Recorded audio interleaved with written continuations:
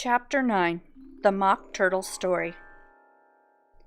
"You can't think how glad I am to see you again, you dear old thing," said the Duchess as she tucked her arm affectionately into Alice's, and they walked off together.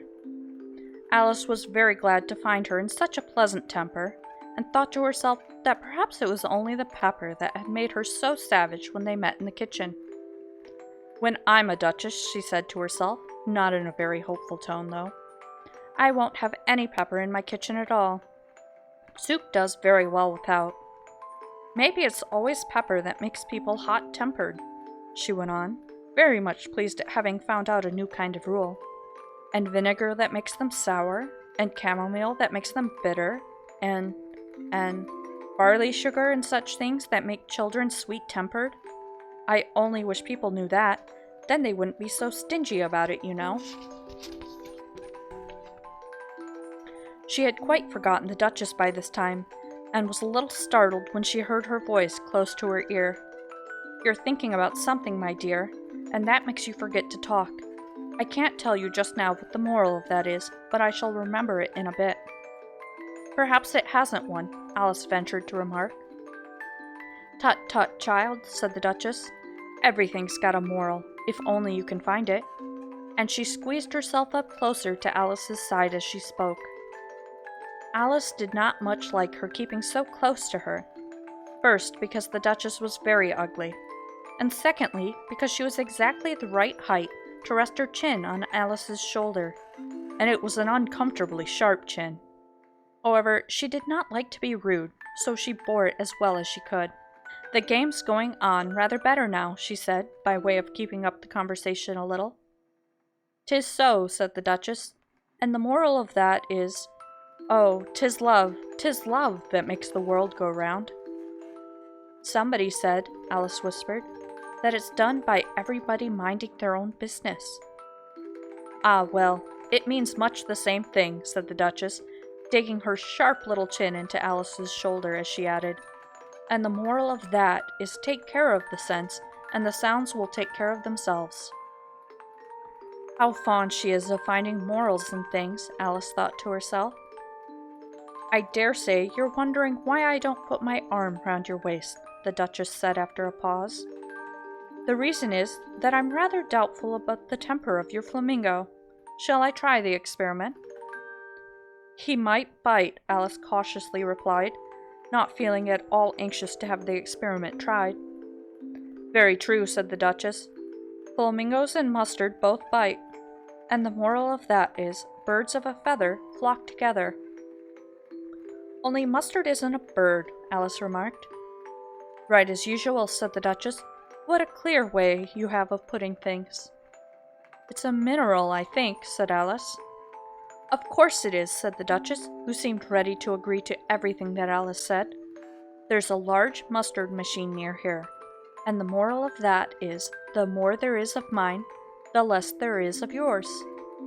"Oh, I know," exclaimed Alice, who had not attended to this last remark. "It's a vegetable. It doesn't look like one, but it is." "I quite agree with you," said the Duchess, "and the moral of that is, be what you would seem to be. Or if you'd like it put more simply, never imagine yourself not to be otherwise than what it might appear to others that what you were or might have been was not otherwise than what you had been would have appeared to them to be otherwise."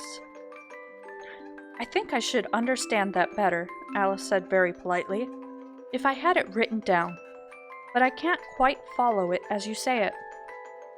"There's nothing to what I could say if I choose," the Duchess replied in a pleased tone. "Pray don't trouble yourself to say it any longer than that," said Alice. "Oh, don't talk about trouble," said the Duchess. "I make you a present of everything I've said as yet." A cheap sort of present, thought Alice. I'm glad people don't give birthday presents like that. But she did not venture to say it out loud. Thinking again, the Duchess asked with another dig of her sharp little chin. "I've a right to think," said Alice sharply, for she was beginning to feel a little worried. "Just about as much right," said the Duchess, "as pigs have to fly, and But here, to Alice's great surprise, the Duchess's voice died away, even in the middle of her favorite word, moral, and the arm that was linked into hers began to tremble. Alice looked up, and there stood the Queen in front of them, with her arms folded, frowning like a thunderstorm. "A fine day, your Majesty," the Duchess began in a low, weak voice. "Now I give you fair warning," shouted the Queen, stamping on the ground as she spoke.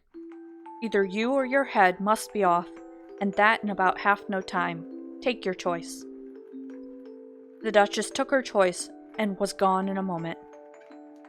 "Let's go on with the game," the Queen said to Alice, and Alice was too much frightened to say a word, but slowly followed her back to the croquet ground. The other guests had taken advantage of the Queen's absence and were resting in the shade. However, the moment they saw her, they hurried back to the game, the Queen merely remarking that a moment's delay would cost them all their lives. All the time they were playing, the Queen never left off quarreling with the other players and shouting, "Off with his head," or "Off with her head." Those whom she had sentenced were taken into custody by the soldiers, who of course had to leave off being arches to do this, so that by the end of the half an hour or so, there were no arches left, and all the players, except the King, the Queen, and Alice, were in custody and under sentence of execution.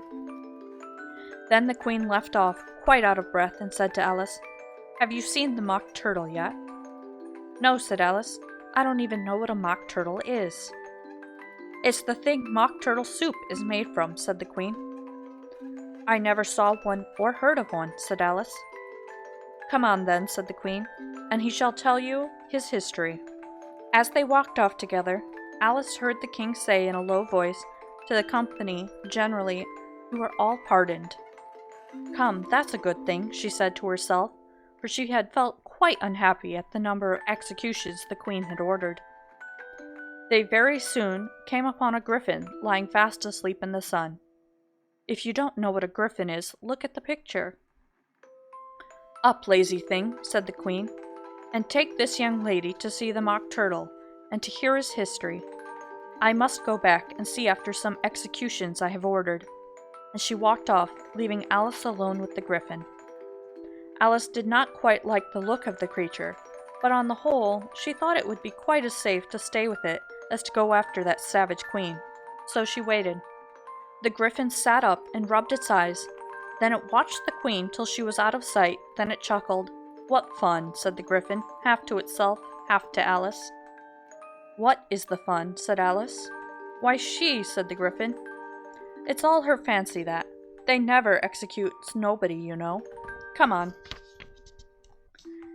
"Everybody says come on here," thought Alice, as she went slowly after it. "I never was so ordered about before in all my life. Never." They had not gone far before they saw the mock turtle in the distance, sitting sad and lonely on a little ledge of rock, and as they came nearer, Alice could hear him sighing as if his heart would break. She pitied him deeply. "What is his sorrow?" she asked the griffin, and the griffin answered, very nearly in the same words as before, "It's all his fancy, that. He hasn't got no sorrow, you know. Come on." So they went up to the mock turtle, who was looking at them with large eyes full of tears, but said nothing. "This here young lady," said the griffin, "she wants for to know your history, she do." "I'll tell it her," said the mock turtle in a deep, hollow tone. "Sit down, both of you, and don't speak a word till I've finished." So they sat down, and nobody spoke for some minutes.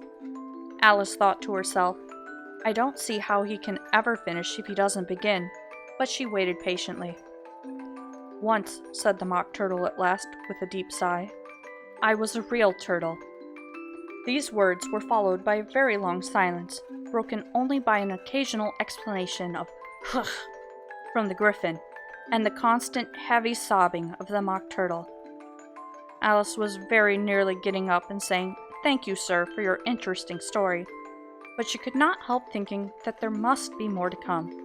So she sat still and said nothing.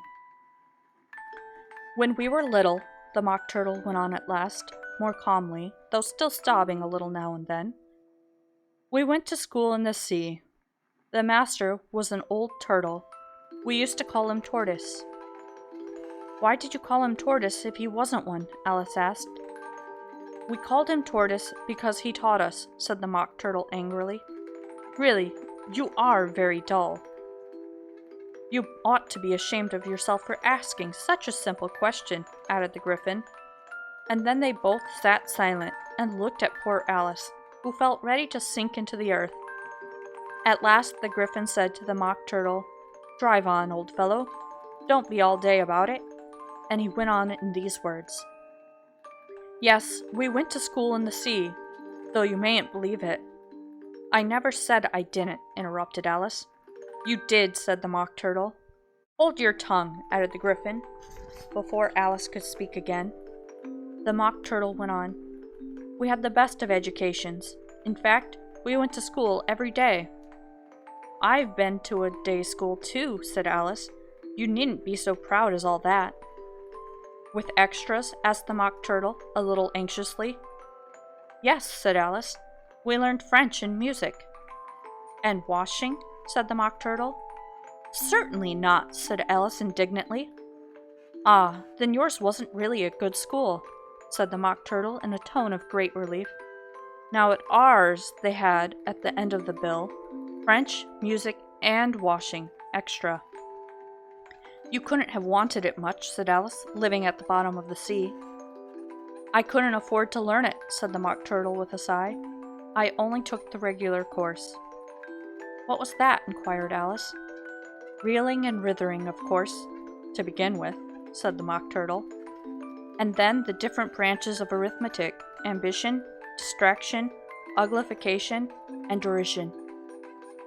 I have never heard of uglification, Alice ventured to say. What is it? The Griffin lifted up both its paws in surprise. Never heard of uglifying, it explained. You know what to beautify is, I suppose. Yes, said Alice doubtfully. It means to make anything prettier. Well then, the Griffin went on, if you don't know what to uglify is, you are a simpleton. Alice did not feel encouraged to ask any more questions about it, so she turned to the Mock Turtle and said, What else had you to learn? Well, there was mystery, the Mock Turtle replied, counting off the subjects on his flappers. Mystery, ancient and modern. Wisseography. Then drawling. The drawling master was an old conger eel that used to come once a week. He taught us drawing, stretching, and fainting in coils. What was that like? Said Alice. Well, I can't show it to you myself, the Mock Turtle said. I'm too stiff, and the Griffin never learnt it. Hadn't time, said the Griffin. I went to the classical master, though. He was an old crab, he was. I never went to him, the Mock Turtle said with a sigh. He taught laughing and grief, they used to say. So he did, said the Griffin, sighing in his turn, and both creatures hid their faces in their paws. And how many hours a day did you do lessons? Said Alice in a hurry to change the subject. 10 hours the first day, the Mock Turtle said, 9 the next, and so on. What a curious plan, explained Alice. That's the reason they're called lessons, the Griffin remarked, because they lessen from day to day. This was quite a new idea to Alice, and she thought it over a little before she made her next remark. Then the 11th day must have been a holiday? Of course it was, said the Mock Turtle. And how did you manage on the 12th? Alice went on eagerly. That's enough about lessons, the Griffin interrupted in a very decided tone. Tell her something about the games now.